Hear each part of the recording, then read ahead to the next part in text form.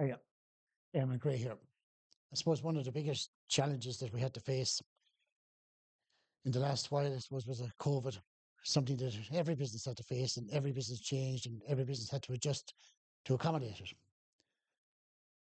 We were the same as every other business.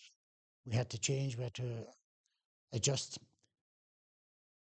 The advice coming down the line changed on a daily basis. And the big confusion, of course, was to know whether this advice was law, fact, or just somebody giving advice just to try and help us through the situation. A big advantage to us at the very beginning was the advice given to us by the Embalmers Association, who sent out a lot of information prior to COVID hitting at all as to how to safely handle and embalm and present somebody who passed away with COVID symptoms. The advice coming from different quarters changed on a daily basis, whereas we were kind of a little bit caught in the middle between what was advice, what was fact, and what was just being thought of or made up along the way, because we were dealing with a situation that we had never had to deal with before and hopefully maybe never have to deal with again. So a lot of people were giving us advice, passing on different information. Some of it was getting a little mixed up along the way. So you had to kind of filter through it all and decide what was best for you. Before the COVID struck, the government sent out a lot of information. They were kind of planning on mass fatalities and that we would have need extra storage in our funeral homes in order to cater for or cope with the volume that we were facing. Thankfully, that situation never arose. However, we did have to, of course, deal with COVID when it hit and the different things that needed to be addressed. So for us, I suppose one of the big things in the very beginning was whether to actually embalm somebody or not to embalm somebody. And we felt very confident doing this because we felt that our training, first of all, had trained us to deal with different diseases. And once you kind of have a good practice in your embalming room, that you operate to a high standard, that you keep it very hygienically clean. And I often think a big thing is just to clean up as you go. And once you're a clean and a tidy worker, then I think handling an infectious case is not an issue. And I know maybe the people that gave the advice and passed on the advice not to embalm COVID cases maybe hadn't as much knowledge and information and probably experience that we have of working in an embalming room and working in embalming facilities. And I suppose sometimes maybe they viewed embalming facilities that weren't kept to a very high standard. And therefore, that maybe made them decide to come up with this decision, or I suppose this advice not to embalm COVID cases. To my best belief, this was never law, this was advice. So when we went to hospitals to collect people, we were always advised and kind of given the information that we couldn't embalm the person if the person had any signs or any sort of effects of COVID. They were, of course, put down as a COVID case, and we were told that we couldn't embalm them. We thanked the staff in the hospital and appreciated their help and assistance. And then we brought the person home. We felt very safe embalming them. We had no issue. We keep our embalming room to a very, very high standard. We work to as much of a hygienic system as we possibly can. We keep our embalming room to the best standard that we possibly can. And our training, we felt, was a big help to us, a big stand to us. And you are trained, when you're doing your training, you are trained to handle infectious cases and to be cautious and to use proper precautions. And once you do that, then you have no hassle. The Embalmers Association did send out a lot of information. They were very good.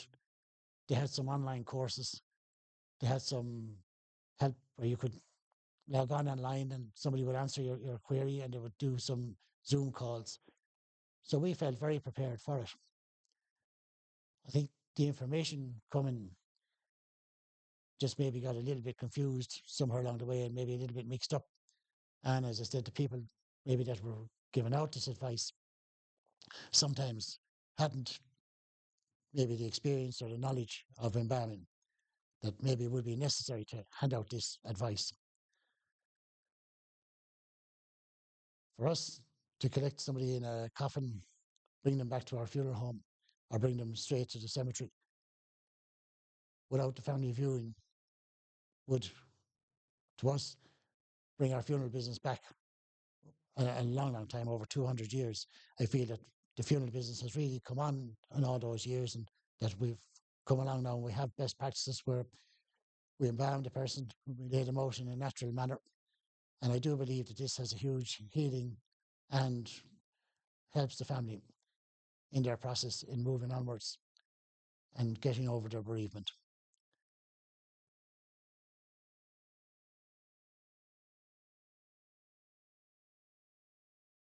For us personally, to collect somebody in a hospital in two covers, to bring them direct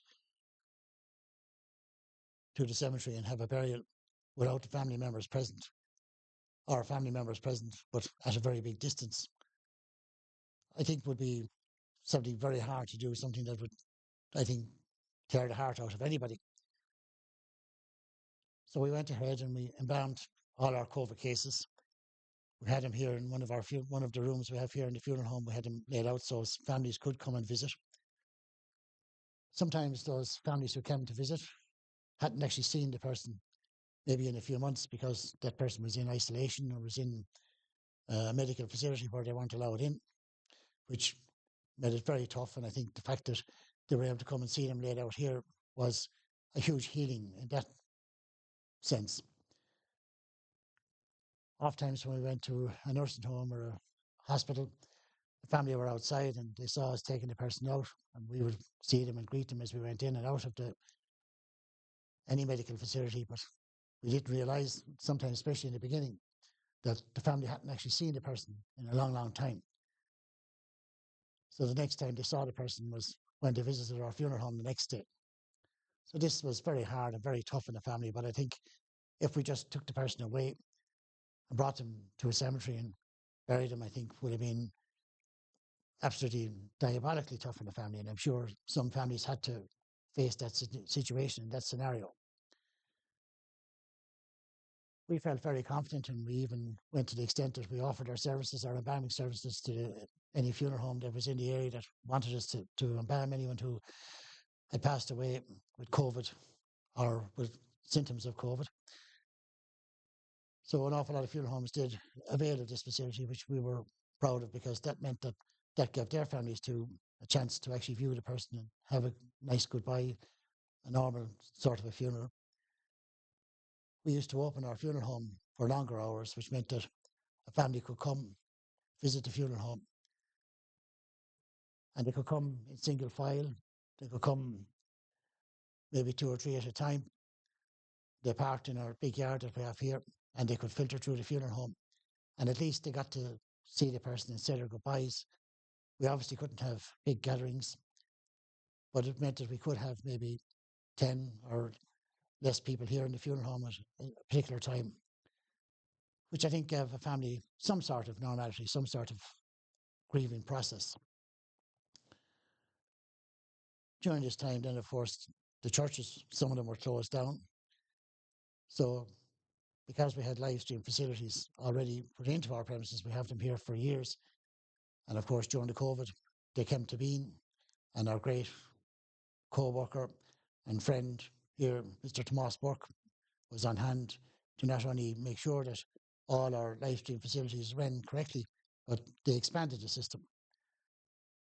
So this meant that the local churches, the local clergy could come here, have their services or say their mass, and we would live stream it. And to this day, we still meet people who were in isolation who say to us that the fact that they could see the mass service or the funeral service or a religious service being broadcast on our live stream system was a huge comfort and a help to them. During that time, we kind of got a little bit adventurous too with our cameras, and we took our cameras outside, out the back of the funeral home, and we recorded some live music by some local artists who came up and played some music for us, who were very kind. And we did a kind of a mini series, like a musical entertainment series. And this went down very, very well. And again, it was something for people who were isolated and at home alone, something for them to watch and keep them maybe occupied for a small little bit of time and maybe bring a small bit of light into their darkness, into their dark rooms, into their dark houses. Another thing that came, of course, from the COVID was the online condolences, something that still is carried on today. Something I believe that can be very nice because sometimes when you write a condolence message, maybe in a book, certainly going in or out of a funeral home, if you sign a book, you just literally sign your name and walk on. But I think when you leave a message of condolence online, a lot of times you're inclined to leave a little story or a little message. And this is a great comfort to a family.